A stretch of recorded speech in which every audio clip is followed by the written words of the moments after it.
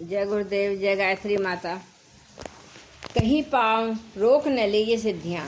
प्रणव पंडा जी लिखते हैं कि योग कथा की प्रत्येक पंक्ति अनुभूति रस में सनी लिपटी एवं रची बसी है। यह आमंत्रण है उनके लिए जो अंतर यात्रा विज्ञान को समझना चाहते हैं, साथ ही स्वयं भी अंतर यात्रा करने की चाहत रखते हैं। जिनकी चाहत सच्ची है, जिनमें मात्र कौतूहल नहीं, आंतरिक जिज्ञासा है, उनसे कहा जा रहा है कि अब यूं ही सिकुड़े सहमे ठिठके खड़े न रहें, आगे बढ़ें, अपने कदमों में गति लाएं। तो बताया जा रहा है कि उसे समझे ही नहीं, करें भी और योग विभूतियों के अधिकारी बने। योग साधना के मार्ग पर कदम बाधाएं रोके, यह जरूरी नहीं। बाहरी बाधाएं तो अक्सर साधक के आगे बेबस हो जाती है, पर इस मार्ग पर मिलने वाली शक्तियाँ, सिद्धियाँ और विभूतियाँ जरूर साधक को चुनौतियाँ देती हैं। ध्यान रखना होगा कि इनका मिलना छोटा मोटा तमाशा भर है। महर्षि पतंजलि चेतावनी देते हैं कि इन शक्तियों को अर्जित करना, सिद्धियों को पाना, विभूतियों के अधिकारी बनना सच्चे साधक का उद्देश्य नहीं है। साधक तो उन्हें अपेक्षा भरी दृष्टि से देखकर आगे अपनी मंजिल की ओर बढ़ जाता है।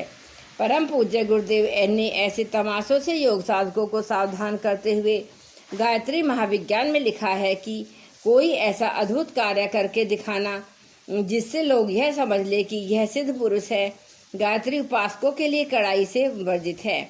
यदि वे इस चक्कर में पड़े तो निश्चित रूप से कुछ ही दिनों में उनकी शक्ति का स्रोत सूख जाएगा और छूछ बनकर अपनी कष्ट साध्य आध्यात्मिक कमाई से हाथ धो बैठेंगे। उनके लिए संसार को सद्गान दान कार्य ही इतना महत्वपूर्ण है कि उसी के द्वारा वे जनसाधारण के आंतरिक बाह्य सामाजिक कष्टों को भली भांति दूर कर सकते हैं और सुलभ साधना से ही सर्वज्ञ सुखों का आस्वादन करते हुए लोगों के जीवन को सफल बना सकते हैं। इस दिशा में कार्य करने से उनकी आध्यात्मिक शक्ति भी बढ़ेगी। इसके प्रतिकूल यदि वे चमत्कार के प्रदर्शन के चक्कर में पड़ेंगे तो लोगों को क्षणिक कौतूहल अपने प्रति उनका आकर्षण थोड़े समय के लिए भले ही बढ़ा ले, पर वस्तुतः अपनी और दूसरों के इस प्रकार भारी कुसेवा होनी संभव है। इन सब बातों का ध्यान रखते हुए हम कड़े शब्दों में आदेश देते हैं कि योग साधक अपनी सिद्धियों को गुप्त रखे, किसी के सामने प्रकट न करे। जो देवी चमत्कार आप उन्हें को दिखाई दे, उन्हें किसी से न कहें। गायत्री साधकों की यह जिम्मेदारी है कि वे प्राप्त शक्ति का रत्ती भर भी दुरुपयोग न करें। हम सावधान करते हैं कि कोई भी साधक इस मर्यादा का उल्लंघन न करे। परम पूज्य गुरुदेव के इस आदेश में सद्गुरु का अपने शिष्यों के लिए मार्गदर्शन एवं पथ प्रदर्शन निहित है। महायोगी महर्षि पतंजलि हो या महान योग सिद्ध परम पूज्य गुरुदेव, दोनों ने ही योग साधकों को मन और उसकी वृत्तियों के खतरे से सावधान किया है। साधक को भटकाने वाला दूसरा कोई नहीं, अपना मन और मन की वृत्तियाँ। इनके विनिग्रह और निरोध से ही योग साधता है। यह संभव कैसे हो? योग सूत्रकार महर्षि पतंजलि अगले सूत्र में इसके साथ समाधान करते हैं। मन के पार जाना, मन की वृत्तियाँ के चक्रव्यूह से उभरना है तो उपाय दो ही हैं, अभ्यास और वैराग्य। जिस योग साधक के जीवन में ये दोनों तत्व हैं, उसकी सफलता निश्चित है। इनमें से एक का अभाव योग साधक को असफल बनाए बिना नहीं रहता। यदि अभ्यास है पर वैराग्य नहीं, तो जो भी साधना की जाती है, जो भी योग ऊर्जा अवतरित होती है, वह सब विभिन्न इच्छाओं और आसक्तियों के छिद्रों से बह जाती है। साधक सदा खाली का खाली बना रहता है। इसी तरह केवल वैराग्य है, अभ्यास में दृढ़ता नहीं, तो केवल आलस्य का अंधेरा ही जिंदगी में घिरा रहता है।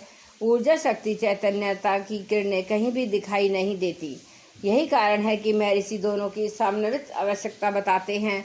अभ्यास और वैराग्य को समन्वित रूप से अपनाने में साधना जीवन की सभी समस्याओं का एक साथ समाधान हो जाता है। प्राय सभी साधकों की साधनागत समस्याएं एवं परेशानियां एक ही बिंदु के इर्द गिर्द घूमती रहती हैं। मन नहीं लगता, मन एक जगह टिकता नहीं। धर्म भूमि कुरुक्षेत्र में अर्जुन ने विशंभर कृष्ण से यही समस्या कही थी। चंचल ही मन कृष्ण प्रमाथि बल वद दृढ़म। हे कृष्ण, यह मन बड़ा ही चंचल है, बड़े ही प्रमथन स्वभाव वाला, बहुत ही बलवान है। अर्थात मन की चंचलता ही इतनी बड़ी जड़ी है कि किसी भी तरह काबू में ही नहीं आती। महारथी अर्जुन के इस सवाल को सुनकर भगवान कृष्ण ने कहा, हे कुंती पुत्र महाबाहु अर्जुन, तुम्हारे इस कथन में कोई संशय नहीं है। इस मन की चंचलता किसी भी तरह से वश में आने वाली नहीं है, परंतु अभ्यास और वैराग्य से इसे बड़ी आसानी से वश में किया जा सकता है।